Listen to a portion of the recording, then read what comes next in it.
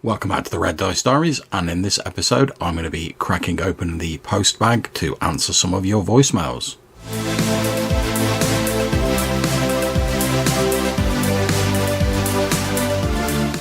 And our first voicemail is Jason Connolly from the Nerds RPG Variety Cast. So take it away, Jason. Hey guys, Death Knights. So, yeah, the Lord Soth novel's one of the very few D&D novels I've read back in the day when it came out. All I really remember is him standing there on the cover looking menacing. So, yeah, it didn't leave much of an impression. I didn't read any other D&D novels, so, obviously they need to go in the bin. Death Knights are cool. The touch tone I get for Death Knights and kind of the way I think I'd run with them, and this is a little bit different than Death Knight, but I think of like the Blind Dead films. If you haven't seen the Blind Dead films, they're these Spanish horror films, and basically they're these Knights Templar that switched over and to instead of serving God started worshiping demon, and they were doomed. So you have like these skeletons that ride skeletal horses and chase people down and cut them down with their swords. And so the movies are, I mean, they're not great movies, but the images of the Blind Dead, and especially them like riding their horses, are really cool. There's 4 of these movies, actually. It's kind of interesting.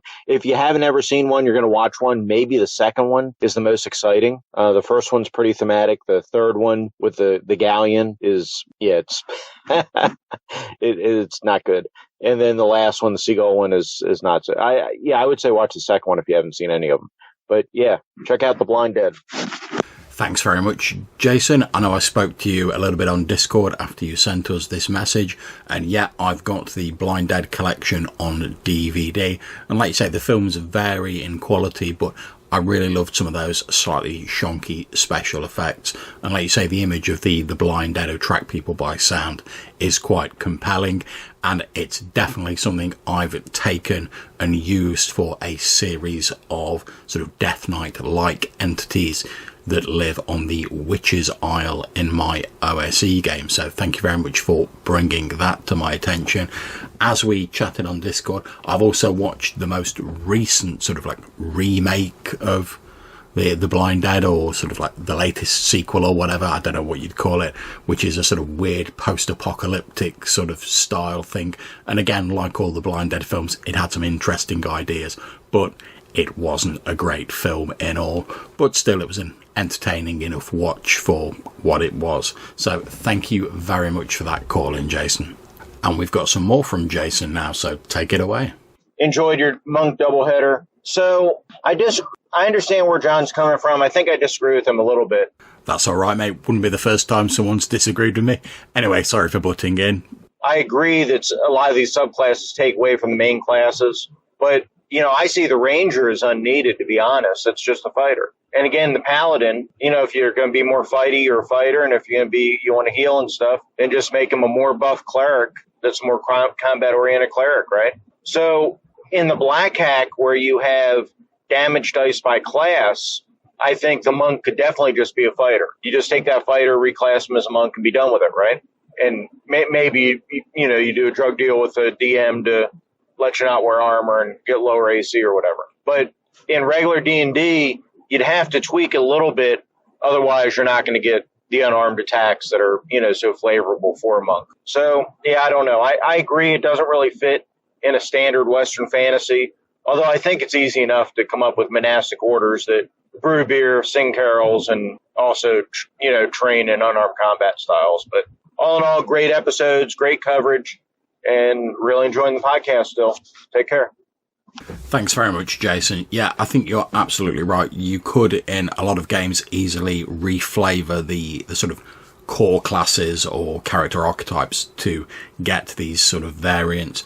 I think, as you say, in D&D, it's a bit more necessary to have these additional classes because they give you like abilities that you can't really get hold of. Certainly in the earlier versions, like as sort of like feats or whatever, because obviously those didn't exist in earlier versions, to go on to a core class.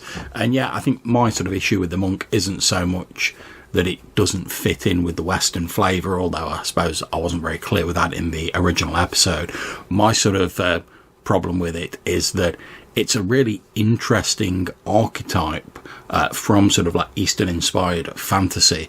And I think there's a lot of other sort of archetypes and great mythology that go with that. So if I was going to include that in a game, I almost think it's a shame to sort of bring that aspect of that sort of mythology and culture in without sort of bringing some of the others in. So if I was going to have a game with sort of like Eastern Star monks in, I'd like to see more of that mythology and other stuff coming in rather than just sort of copy and pasting it into a game that's largely inspired by Western mythology. But now what's that? I think I can hear something eating my prized lettuces in the garden. If only I had someone to help me deal with these pesky arthropods. Hey, you two, that was an awesome episode on the Flailsnail. I love that monster. It is in Pathfinder, so I don't know, it might have been in 3rd edition, but it is in Pathfinder, and they talk about its scintillating shell. They unfortunately, they don't give any cool things that you can do with its shell after you destroy it or kill it. It's worth 800 gold, but they don't talk about how you can make a cool-ass magic shield out of it. And they certainly don't mention anything about its trail being turned into glass. I think that is an amazing, amazing little feature that 5e threw in. And I love what you two were talking about, how you could use that for farming glass in your medieval times game. Or like if you break the tavern window or something. That is genius. I absolutely love that. In this, it can warp magic. So there is an 80% chance of the shell being able to warp magic if the spell is cast on the Flailsnail. And if that check fails, like you roll a d10 and one of 4 things can happen. Either it'll reflect the spell back on the caster, reflect it on whoever's closest to the snail.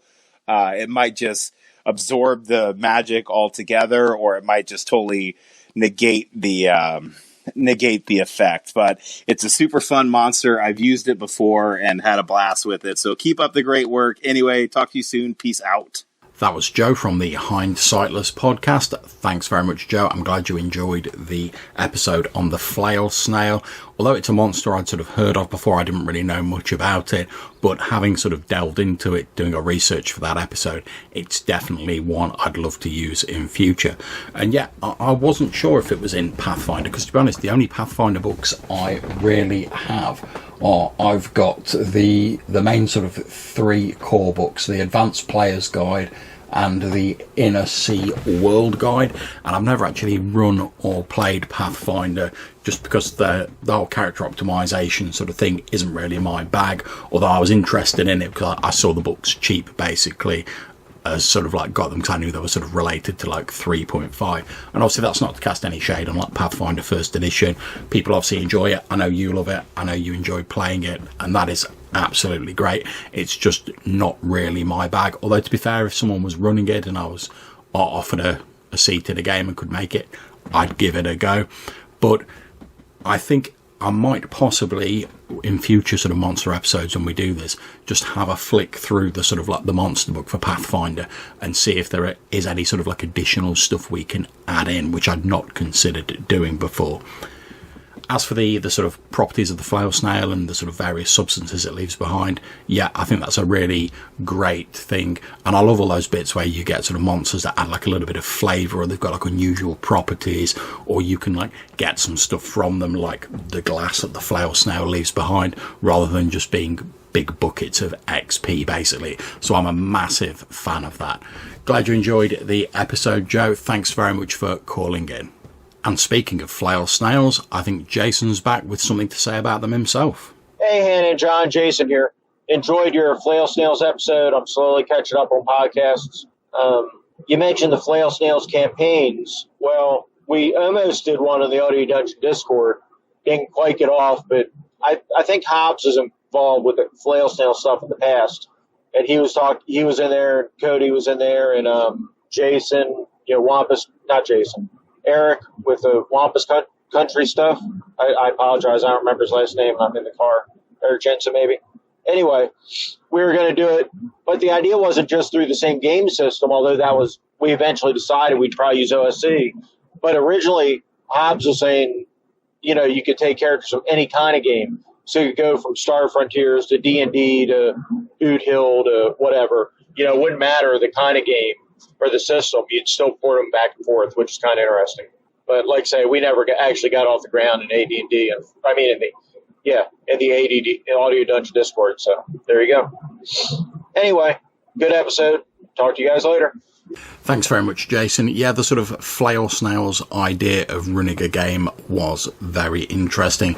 I certainly know when I saw it, there were guidelines for converting from sort of different class and level based games to sort of like run games in different systems. So you could take a character that was from like a 3.5 D&D and a character that was from BX, and using sort of like conversions and a bit of sort of spackling over the gaps, you could sort of use them in the same game. I didn't see anything in the resources I read about using from entirely different game systems, but to be honest, if you're already doing that work to sort of like smooth over the cracks between the different class and level systems, hey, I don't see why not. And as long as everyone gets an enjoyable game, absolutely grand. That's the point of it after all. Thank you very much for calling in, Jason.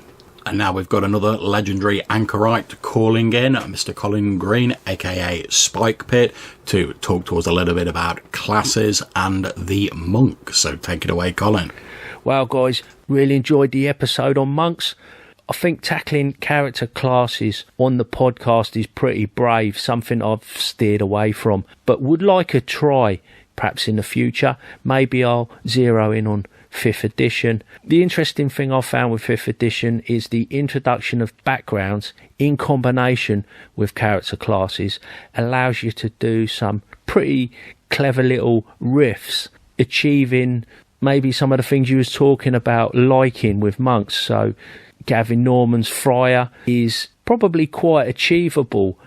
I play a halfling monk, and is an acolyte, and he's much more about helping the downtrodden, and he's pretty non-violent, and he's not your typical Eastern style monk. Thanks very much for calling in, Colin. Whilst I don't know about tackling character classes as being particularly brave, although I do see what you mean. I don't know whether we'll tackle other character classes. I expect Hannah will want to do an episode on the Bard, because that's her favoured class. And I think we're probably just going to talk about the few that sort of like inspire us, or that maybe we're not so keen on, rather than going into any sort of detailed breakdown on the classes, since I think that's been done a fair few times before. That said, if you want to get into like looking at classes more on your podcast, I'd love to hear a bit more, particularly about the 5th edition classes, to be honest, because I'm not as sort of, I've not played as much 5th edition as yourself, so my exposure to them has been fairly limited. Although I agree, yeah, I do love the backgrounds in D&D 5th edition. I think that's a little addition that doesn't really add a great deal of system complexity, but can add a lot of depth to your characters. And in fact, as you know, in the OSE campaign I'm running that you're playing in at the minute, there's an advanced sort of fantasy option in there, which is like an optional rule which allows you to like pick a profession, and there's no real like rules for that. It's just like, this is the stuff you did before you became an adventurer, and it's left to the GM how to interpret that. And I sort of pretty much interpret it as, if you want to do a task that's related to your profession and it's nothing particularly groundbreaking, so like if you're like a forester and you're like, oh, I want to go and find some good wood to chop down, I'm just like, yeah, you do that. You've got the skills to pay those particular bills. If it's something a bit more sort of difficult or sort of extraordinary, then I would give a bonus to a person who had those professions. And again, I think it just adds a nice little bit of depth to the characters without adding a great deal of complexity.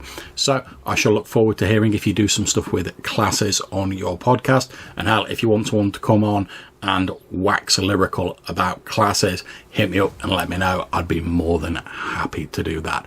Thank you very much for calling in, Colin. And now to round things off, we've got Joe back from the Hindsightless podcast, who wants to talk a little bit about the crypt thing. Go ahead, Joe. I used the crypt thing in my Pathfinder game, and it was super fun. I ended up 4 out of the 5 players ended up failing their will saves, so they all got teleported hither and yon. there was one character left and one animal companion left in there, and they both beat feet real quick. And just thank you for the inspiration. That was awesome. Feel free to play this since I've sprung it on them if you want. Anyway, hope you two are well. Peace out. Thanks very much, Joe. I'm glad you enjoyed the episode on the crypt thing and it gave you some inspiration for your game. Yeah, I think it's one of those monsters, as we said in the episode, that's great when it's sort of like used sparingly, but could become a bit sort of annoying if it was used too much. But it sounds like you've done that and you've had a great time using that in your game. So I'm really pleased to hear that. Thanks very much for calling in. And we have an email that we've received from my old friend Rob Davis, aka The Swamper, and he says, I just wanted to say I enjoyed your podcast on monks. I agree with John's comments that aside from flavour, there's little mechanical reasons to take a fighter over a monk. I've not got much to add except that the monks in 5e seem a little too superhero-y for me, with all the many abilities they get as they level up. I think their damage should be lowered to be more in balance with other classes.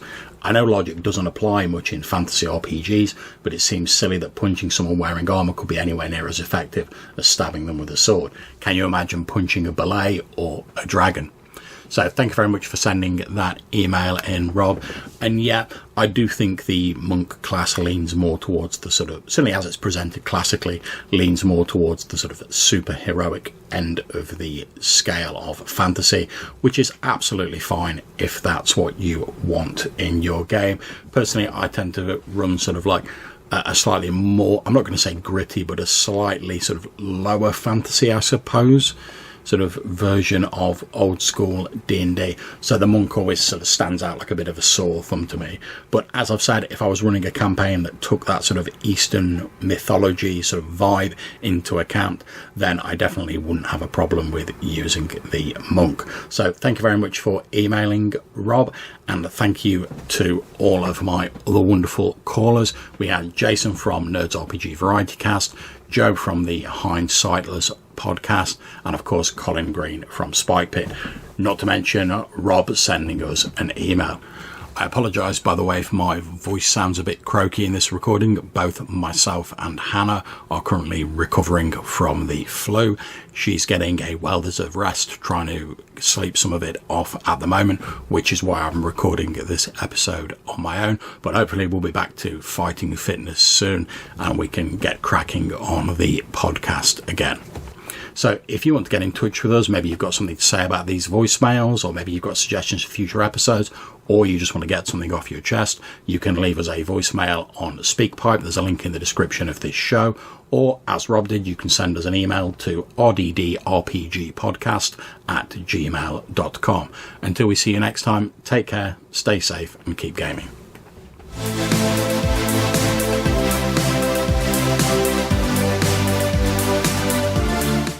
That was Joe from the Hindsightless